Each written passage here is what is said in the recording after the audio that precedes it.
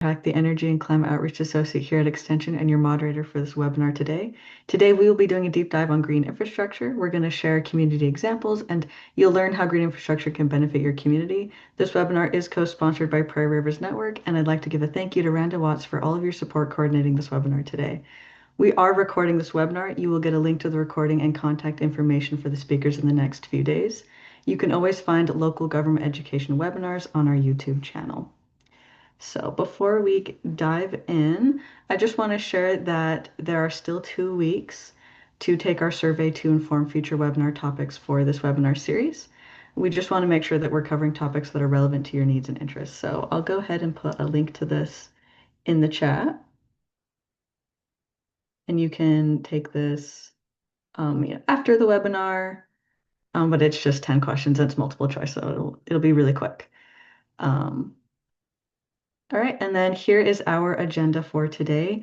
We will have 3 speakers. Each will present, and then we will take questions at the end of the presentations. If you have a question, please feel free to put it in the chat, and we will share those questions with the speakers during the Q&A at the end. And depending on the question, speakers may answer in the chat as well. And so with that, it is my pleasure to introduce our first speaker who will share community examples of implementing green infrastructure. Darren Graves, the Green Infrastructure Coordinator at the City of Peoria. He oversees green infrastructure locations, managing stormwater runoff through plant management and permeable pavement. He conducts research and collects data for best management practices, BMPs, works with city engineers on LID projects, street operations for maintaining permeable pavements, and works with other divisions to improve plant life throughout the city and provides information to the public about rain gardens and other forms of green infrastructure that can be utilized in their own property. Darren has a background in landscape architecture from Illinois Central College, Southern Illinois University Carbondale, and the University of Oklahoma. And I'm going to go ahead and turn it over to you, Darren. All right. Good afternoon.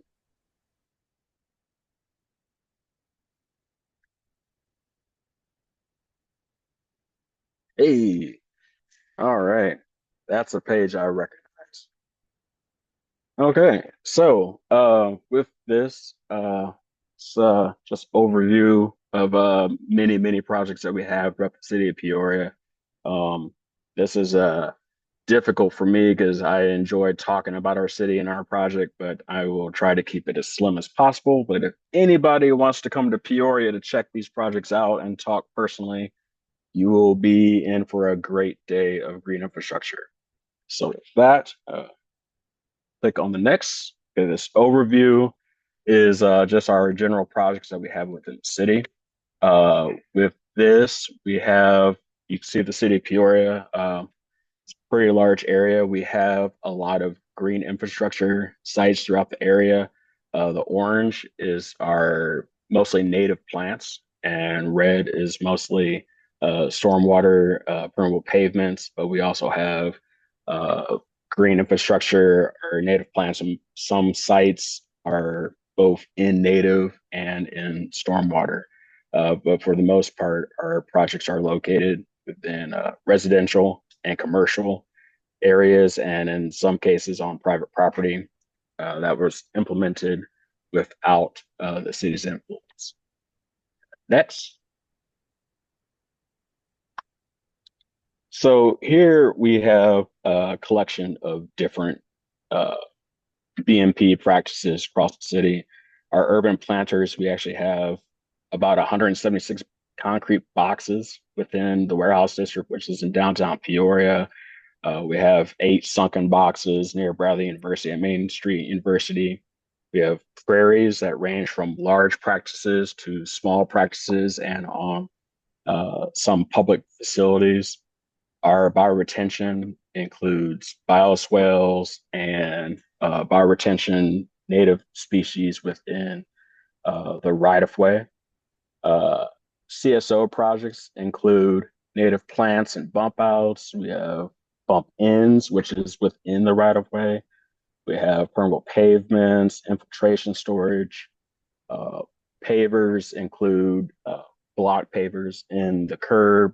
Some of our bike lanes have permeable pavers, brick pavers, and we also have porous asphalt streets and pathways. Um, We don't have a lot of porous asphalt, mainly because it's just difficult to maintain and keep clean. Next. So we do have what is called a stormwater utility fee, which is essentially calculating impervious surface throughout the city, whether it be on private or public land. The impervious surface would be roofs and driveways, uh, sidewalks, parking lots, that sort of thing. We do offer grants and credits for folks who do implement green infrastructure on site. And this can be either form of rain barrels or by putting in rain gardens, it's a permeable pavement, and that would just you'd have to put in an application to show that you're doing this. However, comma, we do not grant folks putting their stormwater onto grass. So it would have to be an actual green infrastructure practice. But we do encourage this amongst our citizens as well as say like McDonald's or uh, church religious facilities, any property throughout the city can implement this practice. Next. So overall projects, what has pretty much pushed our green infrastructure is our CSO program, which is located in the older parts of town. But this project is within our regulations with the Illinois EPA and the US EPA to reduce storm water discharge into the Illinois River and into our waterways. But for the most part, some parts of the city is within the CSO. Majority of the city is not within the CSO, which is combined sewer overflow area, which is just to be it's along the river up to about I-74, which is cuts across the lower half of the city.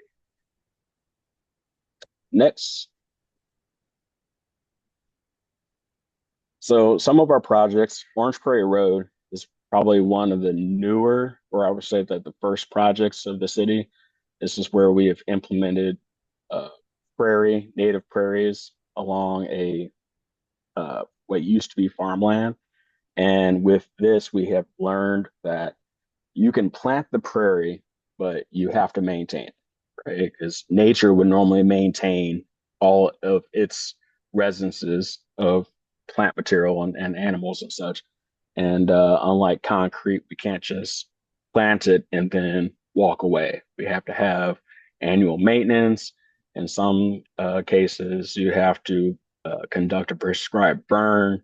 Um, so we have learned this kind of going forward that with prairies or some of our other practices, you have to have annual maintenance or weekly maintenance, or depends on the size of the site. Next.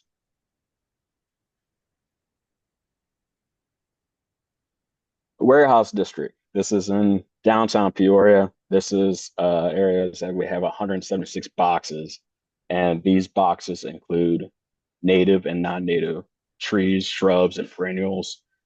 Some grasses are here too. The challenges for these boxes have been over mulching, where either past contractors or local businesses look at these boxes as if they're just regular landscaping and they just over mulch every year. In other cases, we have reconstruction projects where they're used as giant construction bins. And most recently, little dog parks, where you will find a nice surprise every time you go in to try and weed a box. So this has been a challenging aspect for our green infrastructure practices. Next.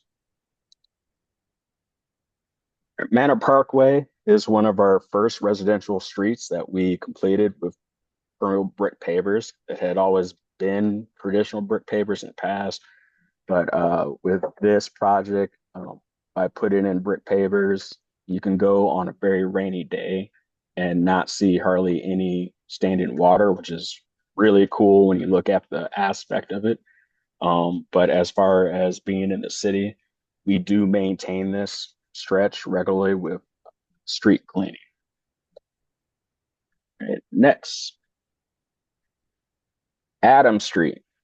This is another practice that is near downtown Peoria. It is green infrastructure. It is within the CSO. So we do regularly go out and have to maintain the plant material and try to keep litter out of its place. Some of the businesses have taken ownership of little parcels within their in front of their property where they have planted their own or maintained their own, just really helpful. While other areas have utilized the space as a place to take a break after their lunch or what have you. Also have found folks using the trees as bike racks or just using it as a thoroughfare to walk from their car into the building space. So um, this has been a challenging place, and the challenge is trying to keep it beautiful, but also to uh, collect stormwater and serve a purpose and show that there's more to this space than uh, just aesthetically pleasing. But it's still a good project nonetheless. It's really up and coming, and it's just another way of showing how we can put we can put practices like this within the urban space. We just have to adapt to the urban space. Next, these two uh, locations are our largest and smallest bioswales. Um, they are both within residential districts.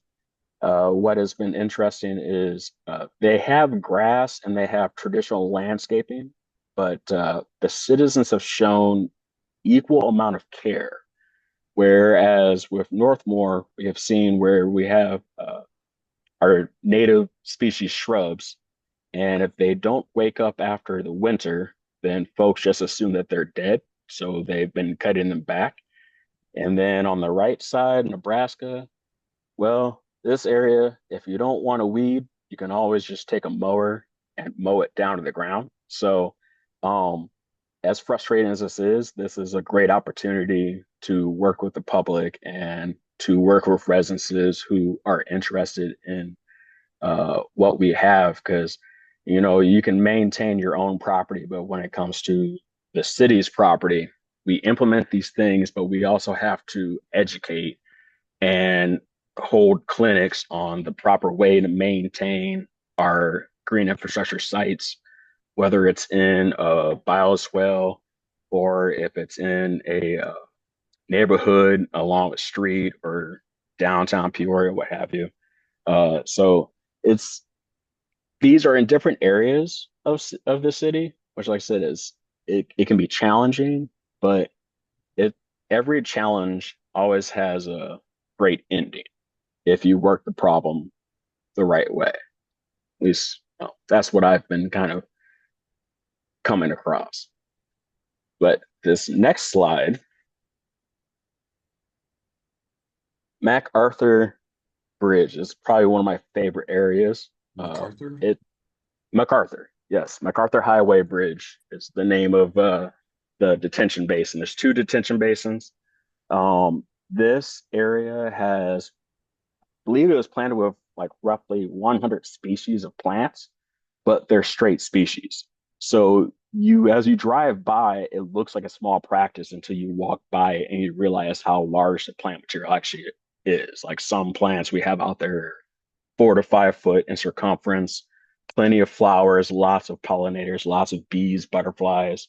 Uh, there is a pre-K school across the street that they actually use the space as a outdoor classroom.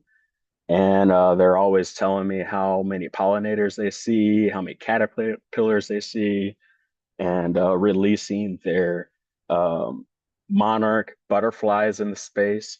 So this is where I go a lot to kind of contemplate and kind of think about future projects in the city and how we can improve green infrastructure.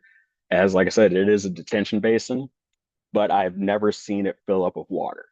only a couple times when the Illinois River flooded, it it filled up with water, but that's just because it's connected to a CSO that empties out. And so this is one of the more, in my opinion, beautiful spaces, even though it's not a prairie.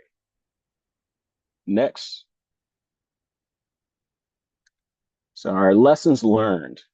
So GI designs, like we can design all day of what we think an area should be, right? But the challenge is you have to be flexible to adapt to new technology. You have to select the right plant material that is both aesthetically pleasing and functional. And one thing we have definitely learned within these designs is native straight species can adapt to an environment way better than a cultivar or a native species. Next, communication lessons. We have the technology. We should probably use it, right? We should the technology that we use. We have programs that can help show the maintenance, when an area has been maintained, and what should be done to that area. And this is something that we use here at Public Works, where it can go from the text to the operations, and even citizens can leave their feedback on an area because it's what they see every day is something that, we can't be at the same place at the same time every day. And so we're really using technology as a way for everyone to communicate what they see and how we can best maintain the space moving forward. Next,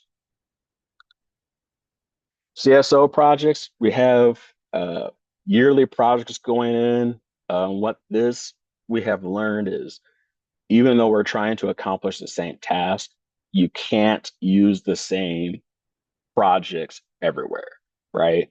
Because we've found that different parts of the city, there are different soils, there's different microclimates, there's different water, there's different traffic patterns, and every area has its own wants and needs that we have to adapt to.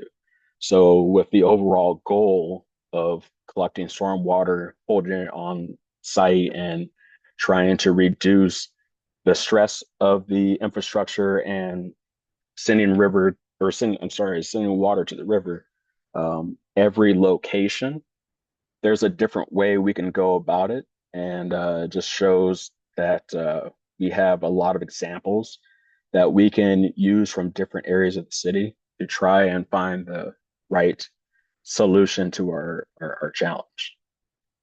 Next, another big thing, debris, right?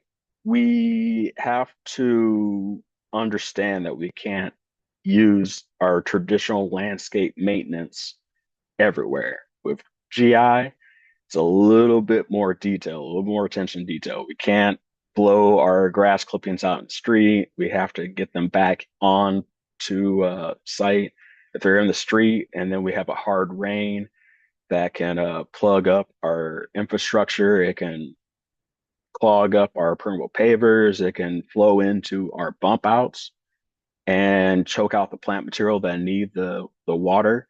Of course, with that, also, if we use pesticides or herbicides or fertilizer, all that can wash into our bump outs.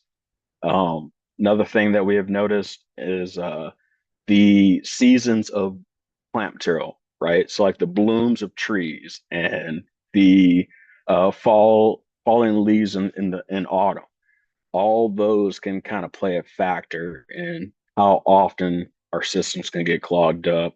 And it's just like I said, proper landscape maintenance, keeping on top of things, and learning your area. And then, of course, litter has been an issue. I'm sure that litter is a problem, not just for Peoria, but or Illinois, but planet Earth. And so we just have to stay proactive on keeping our areas clean. And that's not just something for the city to do, but that's for everyone to do their part, right? So this has been a big challenge across the city, no matter where you look. But you know, I always try to be optimistic and try to find the little caterpillar crawling from one plant to another, and after a while, you don't even notice the negatives because you can only see the positive. Or maybe that's just me. Next, we have a lot of tools, and we should probably use the right tool for the right job. We have a lot of equipment that we can utilize to keep our pavement clean. We also perform a number of different tests to show how quickly or how slowly an area is infiltrating water. As you see, we can either use a fire hose to show how quickly something can infiltrate. And we also we use, like I said, we use different tools, handheld tools, trucks, uh, anything and everything is on the table to try and find the best uh, maintenance for each area. So there really hasn't been a clear-cut way of saying like, well, this is the only thing we can use to make life easier. Uh, you know, it's a lot, but you just have to figure out the right process. Next. So with that, I thank you for, you know, your attention. And you know, looking at these four pictures is one of the things that keeps me going, that it's not just for us. We got to do this for those little guys too. And a lot of times, if you uh, just go out for a walk, take your time, sit back and relax, and you might see a caterpillar or a moth or a butterfly or something enjoying the space that we have created to try and mimic within the natural landscape. And but we have to continuously work at it. So with that, that is all that I have for you today. But like I said, come to Peoria and see what we got growing, and I'll be more than happy to give you a full-blown tour.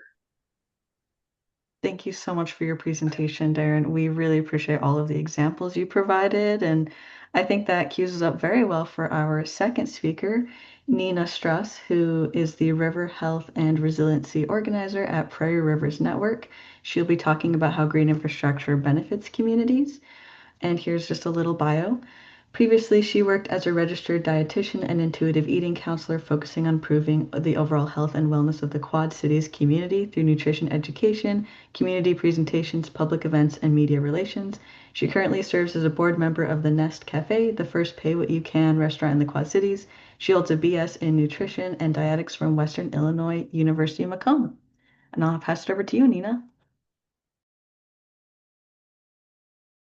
Thank you so much. Let me get here and get my slides going.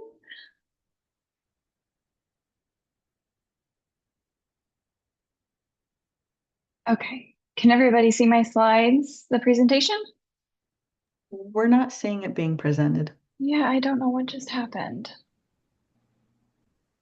Hang on a second, let me try this again. No worries. Don't know why.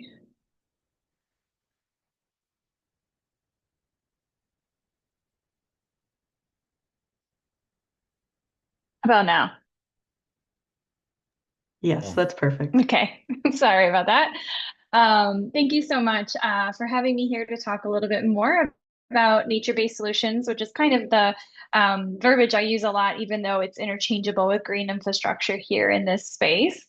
And so really here, you know, in our quest to build these resilient cities and combat climate change, the most powerful solutions we have really might be right in front of us, or rather all around us. These solutions aren't new or expensive, and best of all, we know they work because nature has spent millions of years perfecting these systems that protect, sustain, and restore our environment. Nature-based solutions, which are designed to conserve, restore ecosystems, or mimic natural systems, are cost-effective solutions for mitigating those natural hazards that also provide social, economic, and environmental benefits. Oftentimes, these solutions are interchangeable with the words natural infrastructure, green infrastructure, as we're mentioning today, and provide a wide range of co-benefits, really helping to improve our water and our air quality, wildlife habitat, carbon sequestration, and community recreational use. Nature-based solutions aren't just environmentally smart, they're also economically brilliant. Studies show that urban trees can increase property values by up to 15%. Natural flood management can cost half as much as traditional engineering. And green spaces lower healthcare costs by promoting physical and mental well-being. It is important to note, though, that they should really always be tailored to their location, their function, and use in a cultural context, and really used to identify and implement solutions based on those community needs, priorities, and concerns. Traditional flood mitigation solutions like flood walls are unable to adapt to a changing climate and dynamically respond to those unforeseen climate risks. So nature-based solutions really are more dynamic. They're able to adapt and even grow stronger with time, many of which you see here on this slide. And when we say nature-based solutions, we mean the actual conservation and restoration of natural features like wetlands, forests, floodplains, and stream banks. But the term can also apply to the way that we develop that is complementary to nature. So developing in a way that considers not only the centrally affected communities or areas, but also considering communities and areas that might be upstream or downstream would also be considered a nature-based approach. Ultimately, when we invest in nature, we're investing in smarter cities, healthier communities, and a future that doesn't break the bank. There's no doubt nature-based solutions provide a wealth of benefits. Wetlands are perhaps nature's most impressive multitaskers. These incredible ecosystems improve flood control, water filtration, carbon storage, biodiversity, and climate resilience. The wetlands act as giant sponges, soaking up floodwaters and slowly releasing them over time. They are nature's kidneys, which help to filter out pollutants and excess nutrients, keeping rivers cleaner and ecosystems healthier. Places like Nahant Marsh, a 382-acre wetland preserve in southwest Davenport, Iowa, a place we love to frequent here close to home, don't just protect cities, they're dynamic living systems that get better with time. While those concrete flood walls can crack and fail, wetlands grow stronger and more resilient over the years. Nahant Marsh alone can catch and filter up to 2 billion gallons of water during peak flows on the Mississippi River here. So wetlands really are critical frontline infrastructure. We saw some really great examples of rain gardens in the previous presentation, and these smaller scale nature-based solutions can really pack a similar punch, catching and holding rainwater that would otherwise flood our streets and overwhelm our sewers. We think of them as gorgeous water filters. As the rain flows through layers of soil and roots, pollutants are removed and water recharges our groundwater supplies, cleaner, slower, and safer. All of that, and they also create stunning urban spaces, which we saw some really great examples of that attract our pollinators like butterflies, bees, and birds. They're easy to install, usually low maintenance, and can be built in your yard, school, neighborhood, or within the urban city context as well. Now, if someone described a technology that stores stormwater runoff, absorbs pollution and climate disrupting carbon, and is also solar powered and self-replicating, we might think it was science fiction. But I'm sure most of us on this call know that we can look out our window and see this technology working, as it is trees. And trees are definitely a big topic of nature-based solution conversations here in the Quad Cities. And rightfully so. In 2023 alone, trees in the Quad Cities soaked up some 69 million gallons of storm water. They absorbed nearly 3 million pounds of air pollution and removed more than 100,000 tons of carbon from the air. And that's just the beginning of their benefits. They cool our cities and towns through shade and evaporation. Their roots prevent soil erosion, reducing flooding. They filter the air pollutants, improving our health, and they create homes for birds, pollinators, and countless other species, bringing biodiversity back to our urban environments. Now, this is where I like to pause and ask the question, so we should just all plant more trees, right? Well, yes and no. Natural infrastructure approaches, if not carefully implemented, can also result in unintended negative consequences, such as increased cost of housing and gentrification, displacing oftentimes the very people it was intended to benefit. So while these nature-based solutions, especially trees, for instance, have been shown to provide an immense amount of environmental and health benefits, we also have to account for the detrimental damage they can do when extreme weather happens. In addition to unintended outcomes, natural infrastructure projects like parks and green roofs have tended to benefit wealthier white communities where there is greater investment in public infrastructure and services. And so that's also why it's important that we are talking about equity considerations when we are talking about nature-based solutions in general, because historically, not all communities have been brought to the table in the planning and design and execution of these projects, oftentimes that are impacting their specific resilience. And if not implemented with that careful community engagement, these projects, while we do know are environmentally beneficial, can have those unintended negative consequences, often called green gentrification, that can displace those primarily socially vulnerable communities that those projects are intended to benefit. So it's really important as we work through nature-based solution implementation and also stewardship that we are inviting active participation and partnership with local stakeholders and community experts within these areas to ensure that there are the most equitable outcomes that align with those local preferences as possible. So really, to unlock their full potential, nature-based solutions must be community-driven and supported with a focus on participatory planning, design, and implementation with all voices at the table. Projects that move forward with community buy-in and support also enjoy an enhanced community commitment in their long-term maintenance, upkeep, and building community-wide environmental stewardship and cohesion. And just to give you a few examples or a glimpse of how nature-based solutions are being implemented for reducing climate risk, I just wanted to take a brief moment to talk a little bit more about our work in the Quad Cities and how these nature-based solutions look just slightly different. Here we're studying how climate change could affect the Quad Cities area by adapting global climate models to work at a local level. This lets us create simulations that show potential future impacts under various scenarios, all of which you can find in this assessment that was released last spring. And this community-driven assessment has really been designed to equip our local leaders, decision makers, and community members here in the Quad Cities and even in the wider watershed with locally relevant information about impacts of climate change, helping to empower our community members to identify and pursue greater investments in long-term resilience through these nature-based projects where appropriate, and also serve as a foundation for stakeholders to make informed choices and leverage funding opportunities, which is incredibly important for the present and future of this region. One of the really neat things of this assessment is that we analyze the effectiveness of a few types of nature-based approaches by overlaying the flood risks with site-specific nature-based solutions. So this top photograph shows the Quad Cities projected flood risk for early century, so the years 2030 to 2050. And in the bottom photo, it shows that same time frame, but after implementation of nature-based solutions.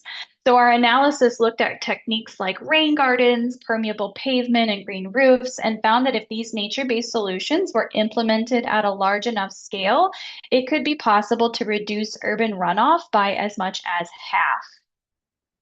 Through this process, we've been very intentional about working within our community and asking the communities to identify current or potential opportunities for nature-based solutions as really a starting point to determine where we can help to provide that additional involvement in either getting these projects off the ground or moving more towards a stewardship phase.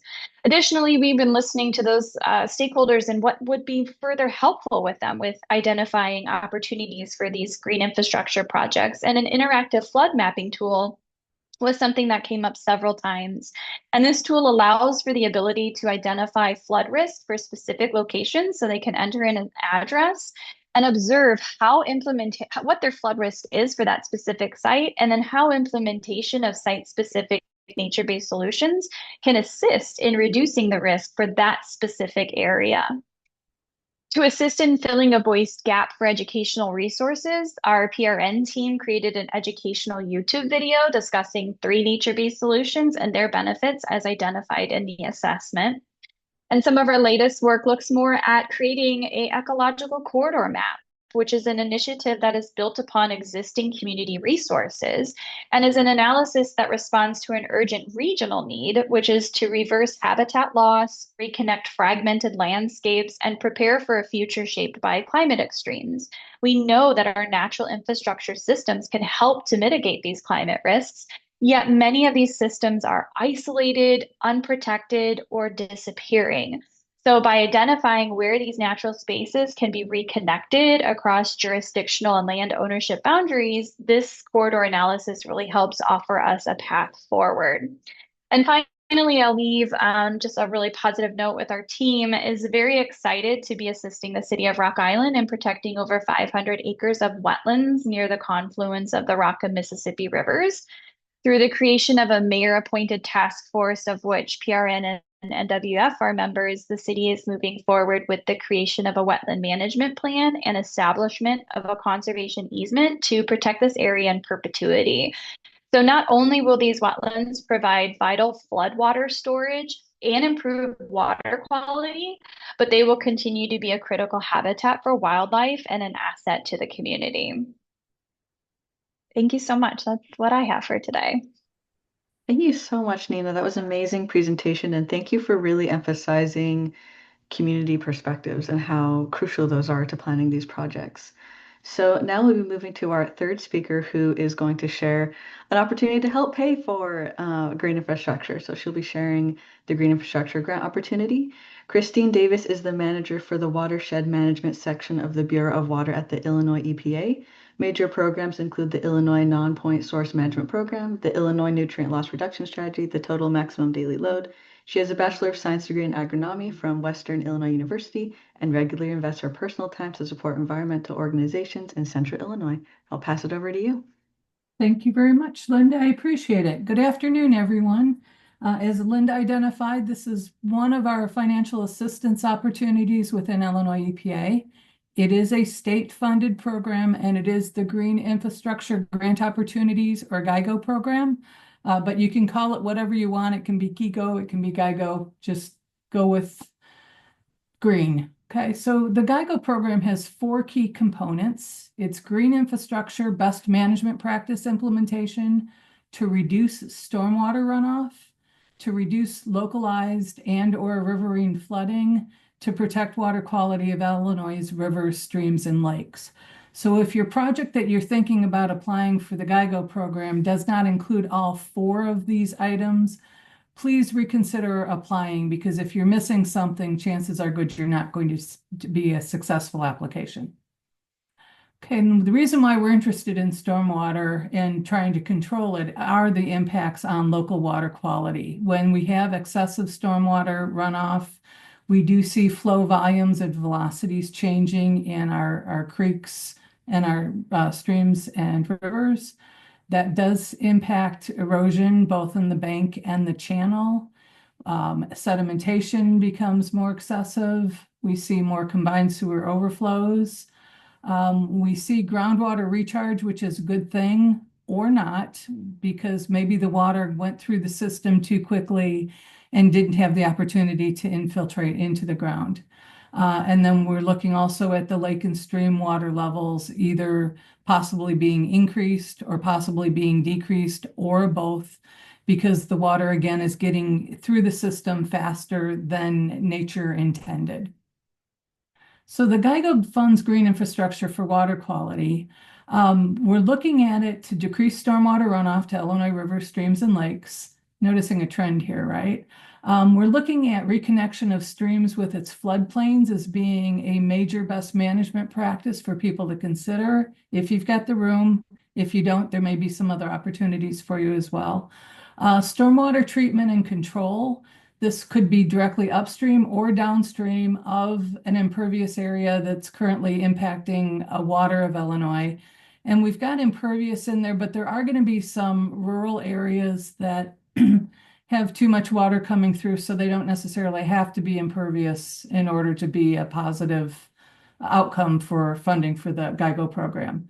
And then from impervious surfaces associated with existing urban development. If you've got a new project or you're expanding the size of a facility, then GIGO is not going to be able to assist. The program was set up to actually deal with current problems and not new problems that have been created. The projects can be on public and or private land. The map that's off to the left there is more to give you an idea that we basically have impaired. You're seeing streams there because the lakes are too small, but throughout the entire state. So don't assume that this is just in the Chicagoland area or the St. Louis Metro East area. Okay, so the Green Infrastructure Grant Opportunities Program, as I stated earlier, is a state-funded project. We had $25 million to spend between calendar year 2021 and 2025, or I should say obligate, not spend. Now, the GIGO program is limited to installation of the best management practices and some design costs. Basically, 15% of the total eligible BMP project cost, or $50,000, whichever is less. So we're trying to get the limited funds that we do have to put practices on the ground. So again, BMP implementation and limited design costs.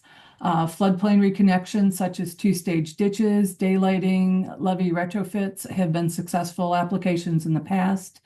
Porous and permeable pavements, whether it's parking lots, roadways, alleys, those have had potential as well.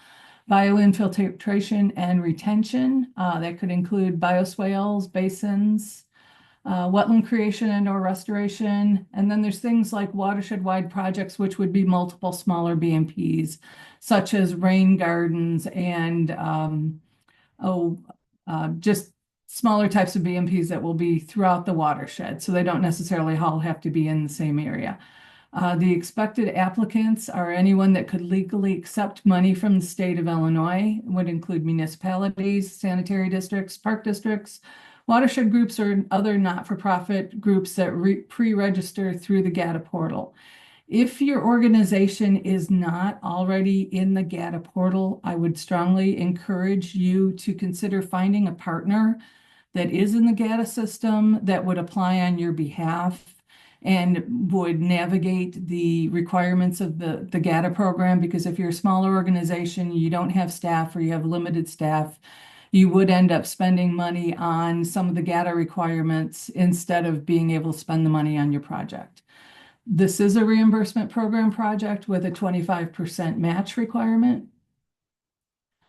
Okay, applications due by close of business actually the close of business is going to move till noon. The question mark I'm hoping is going to be somewhere near June 1st of 2025. There's some improvements that are being made to the notice of funding opportunity. It's left my desk, and once they've got those improvements made, they will go ahead and post it. And when we do, we'll go ahead and notify anybody that's asked for notification that the NOFO is out there. And I'll also send the information to Linda and see if we can't get a follow-up email out saying, hey, this is available here. Now, again, the location is statewide, is to reduce localized and riverine flooding to protect Illinois rivers, streams, and lakes. So any place in Illinois is eligible. The grant range is $75,000 to $2.5 million. The maximum is $2.5 million. You can apply multiple times, but you'll only be funded once until all of the other eligible applicants have been funded. So if you have two projects that are more than or less than $2.5 million, I'd encourage you to put them both in the same application, even if they aren't necessarily directly connected to each other. That way you have a potential of getting both of them funded versus doing two separate applications and only being able to get one funded because everybody else, we didn't have enough money for everybody else. Again, the minimum match is 25%. The maximum grant is the 2.5 million. There is an opportunity for disadvantaged areas to get an extra 10% grant funds or have their match at 15%. Those dollars are limited. Projects are normally 24 months in length. Again, the eligible costs, BMP implementation with limited design costs, and the practices can be single BMPs, treatment trains, or watershed-wide projects, again, being things like the multiple rain gardens and filter strips and practices like that. There's a list of ineligible costs right there: land acquisition, BMPs to support new development, project administration, routine O&M, education outreach and monitoring. And we've got a link to where the GIGO notice of funding opportunity will be posted. Hey, you do have to go through the GATA portal in order to apply for the GIGO program. And that's basically the same for any of the grant programs, the financial assistance programs that Illinois EPA is administering, whether it's state or federal funds. What to expect if you are funded? You're going to enter into a financial assistance agreement. This is a contract. When you sign it, you're saying that you're going to do something. When we sign it, we say that what we're going to be doing, and both sides need to be aware and make sure that they are committing to something that they actually can do. Because if we get halfway through the grant and all of a sudden you come back and say, hey, we just don't want to do that part of it, or we don't want to bother with it, at that point in time, the project would probably need to be terminated. So again, take the contract seriously, take the agreement seriously, and make sure that you've had a lawyer look at the information, because Illinois EPA is protecting Illinois EPA. Your lawyer should be protecting you. Okay, it's going to be GATA management throughout the agreement period, which again, if you aren't in the GATA portal, this is why it would be good to have a partner. They could be going ahead and submitting the quarterly reports, submitting the invoices, receiving the payments, dispersing the payments on your behalf. The product developments that will happen between any of these GIGO projects, there's going to be designs and engineering, plus your permitting if necessary or required. We're looking at 10-year operation and maintenance for the best management practices that are installed. There's a BMP form and pollutant load or volume reduction calculations for each of the practices. The BMP implementation can only happen after the design has been approved by the agency. We have quarterly reporting that includes a periodic progress report, a periodic financial report, and then there's a third document that gives a little bit more narrative detail of what's happening on the project. We do have the invoicing. Again, this is a reimbursement program, so you have to have the money or have somebody that you could get the money from, or have a contractor that's willing to wait for the reimbursement of you from us before they get paid. And then there is final reporting with photos that are required.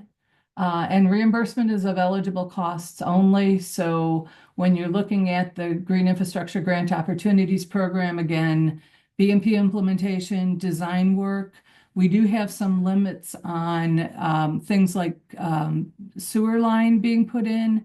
That's only if we'll pay for it only if it's actually helping the BMP to function, not being gray infrastructure costs there. Okay, the examples of different GIGO type eligible projects that we've funded in the past include two-stage ditch. You see a lot of this more in the rural area. And again, what happens during low rainfall events is the creek functions as it does on the left there. When you've got, well, it looks like we've got the same water level for both of these here, but the way the two-stage design is set up is if you get a significant amount of rain over average, then the water can expand out into the floodplain that's on either side of the ditch.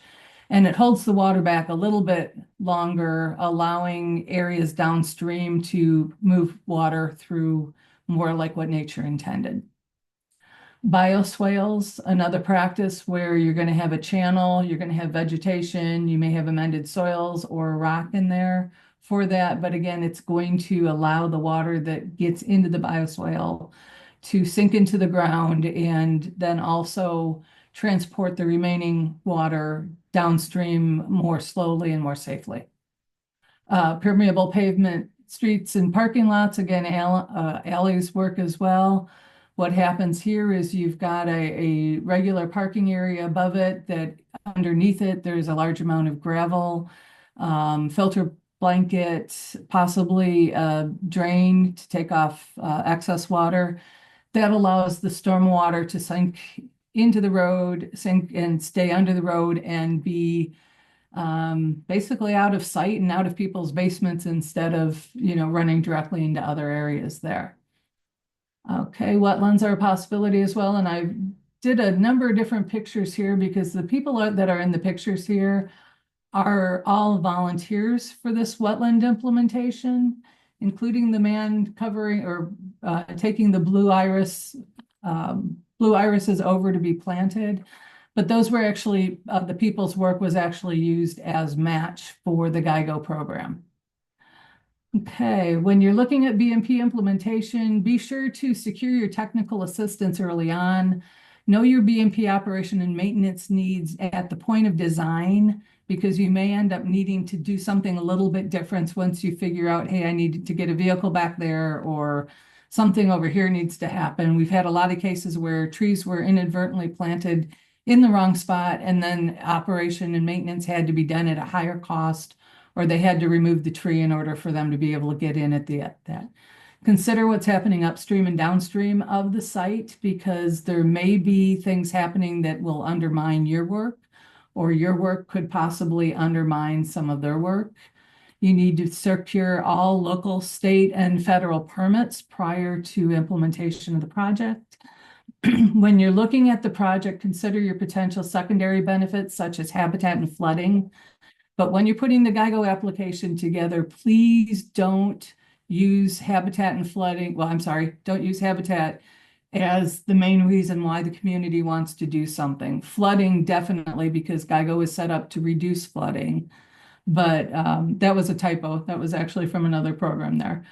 You're going to be implementing according to your designs, although changes happen. So we do have ways to work with people at the point that something happens. But for the GIGO program and through the GATA portal, the maximum dollar amount that you ask for it and that we approve is the maximum amount that we're going to be able to give you for a grant award. So if something happens in the area and your costs are more, it's going to come in as match. It's not going to come in as grant award. And then plan to operate and maintain the best management practice through its lifespan. And that takes me to the end of my presentation as well. So thank you.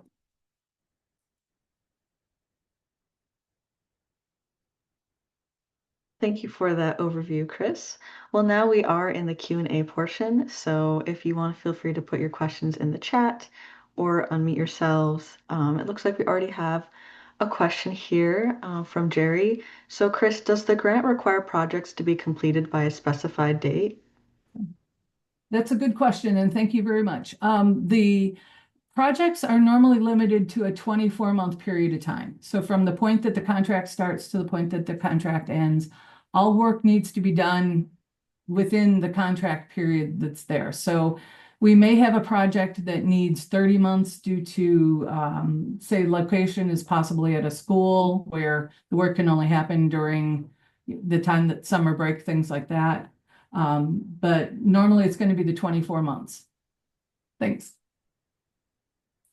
And Chris, it looks like there's a question wanting to know more about the 4 criteria that must be involved in the projects, and they're asking if you could show that slide again as a recap.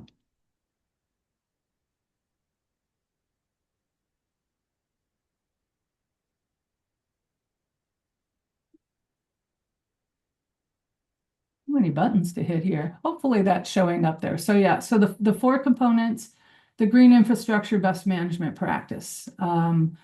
Then the second component is that those practices are reducing or designed to reduce stormwater runoff. The stormwater runoff we're looking at is the flooding that we're looking at is localized or riverine. So this could be a neighborhood, it could be a downtown business area, it could be the creek behind your house. And then the bottom line on that is reducing the flooding is going to have some form of protection of water quality for a river, stream, or lake.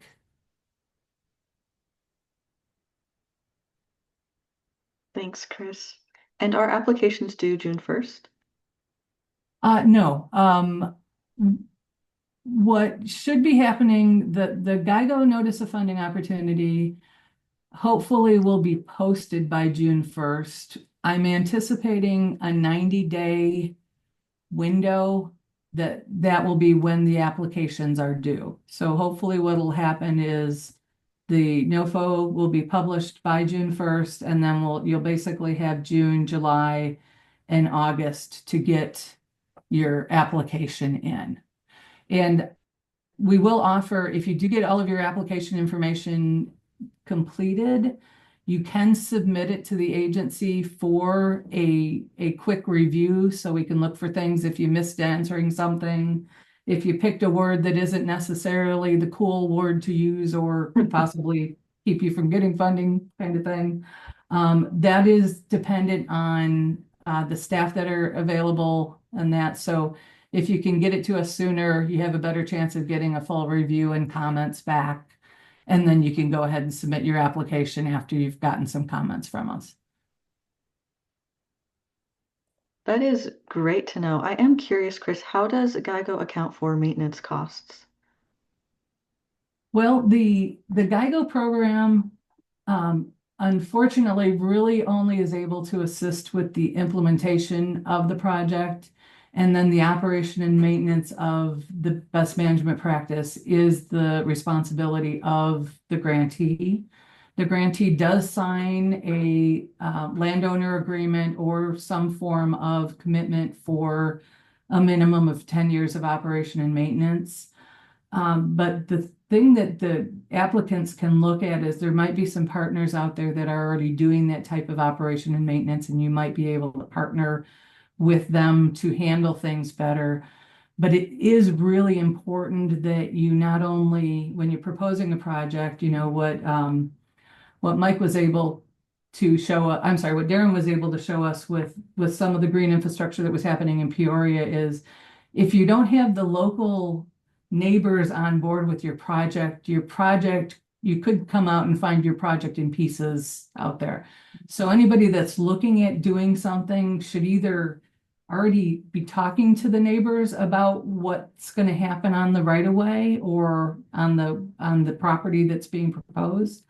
But then also while the project is happening, plan to inform and educate people about why their detention basin no longer looks like a soccer field or things like that. And just try to inform and educate people so that they don't go out and mow your project down or rip it out.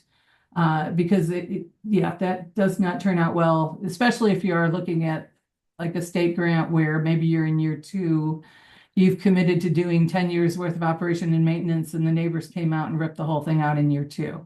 Then we have to come back and have a conversation with you on, do you want to reimburse us? Do you want to try to reinstall it? What's your process there?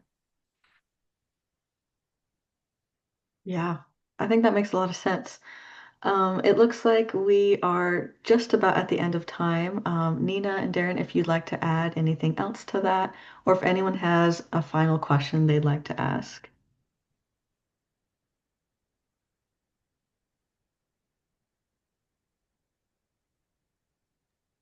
Well, I will say that there's a lot of great things in the city of Peoria, and I do encourage anybody to come through and look at all of our great green infrastructure throughout the seasons. Um, I mean, other than living in a municipality, it is what it is. But if you ever want a more detailed information, come find me. I will more than likely be visiting all of my flowers. That is great to know, Darren. Thank you so much again to all of our speakers for providing all of those examples. Amazing education. We really appreciate your time. Thank you again to Randa Watts for your support in coordinating this as well. And we hope to see you at our next webinar, which will likely be in July. If you haven't already, please feel free to complete that survey that we sent out earlier as well. Thanks, everyone.